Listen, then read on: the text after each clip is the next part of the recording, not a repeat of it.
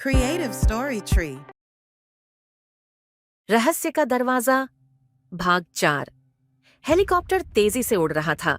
नीचे वो हवेली अब बस एक धुंधली परछाई बन चुकी थी, लेकिन अर्जुन के मन में हलचल थमने का नाम नहीं ले रही थी। रिया, वो असली दुश्मन कौन है और मेरे पिता की मौत के पीछे कौन था? अर्जुन ने तीखे स्वर में पूछा।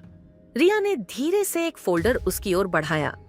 इसमें सारे नाम हैं अर्जुन, तुम्हारे पिता के सबसे करीबी और सबसे बड़े गद्दार का भी।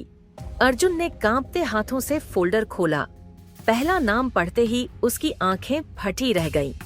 राघव मलिक, तुम्हारे पिता के सबसे पुराने दोस्त और हमारी एजेंसी के पूर्व प्रमुख। अर्जुन की सांस रुक गई।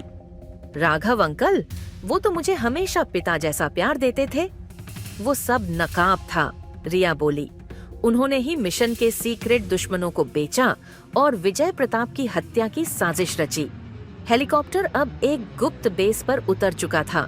वहां पहले से कमांडोज तैयार थे। अर्जुन अब ऑपरेशन काली छाया का प्रमुख बन चुका था। 3 दिन बाद अर्जुन, रिया और उनकी टीम एक अंडरग्राउंड कंट्रोल रूम में बैठे थे। सैटेलाइट्स की नजर दिल्ली के पास एक पुरानी फैक्ट्री पर थी, जहां राघव मलिक और उसका नेटवर्क छुपा था। यही है फाइनल टारगेट, अर्जुन ने कहा।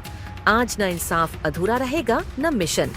अर्धरात्रि का समय फैक्ट्री के अंदर एक के बाद एक चुपचाप दुश्मनों को काबू में किया गया। आखिर में अर्जुन उस कमरे में पहुंचा जहां राघव मलिक बैठा उसका इंतजार कर रहा था। जैसे उसे पता था कि अर्जुन आएगा।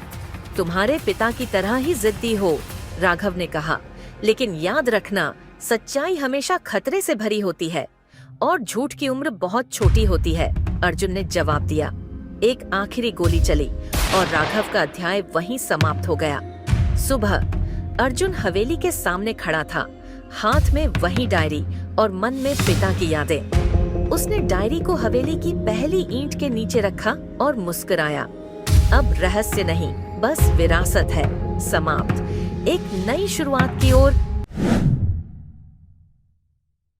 Creative Story Tree.